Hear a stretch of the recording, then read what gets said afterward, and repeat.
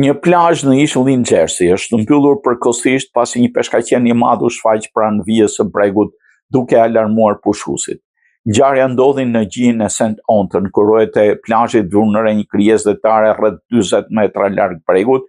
Për arsye sigurie, Instituti Mbretëror Kombëtar i Varkave të Shpëtimit në Angli evakuoi menjëherë personat që ndodheshin në ujë dhe vendosi flamurin e kuq për ndalimin e notit. Një prej erojve të plazhit raportoi se kishte parë një peshkaqen me ngjyrë gri me gjatësi 3.6 metra duke lëvizur direkt nën bordin e shpëtimit. Erojët e ekipazhit në gjinën St. Anton, në përgjigje një raportimi për pranimin të mundshme të peshkaqenit pranë bregut, u mor vendimi për ngritjen e flamujve të kuq. Pas kontrollit të zonës me mjete ujore, ekipet e shpëtimit nuk konstatuan më shenja të pranisë së peshkaqenit dhe plazhi u rihap pas 45 minutash, megjithatë autoritetet vijuan monitorimin për të garantuar sigurinë e pushuesve.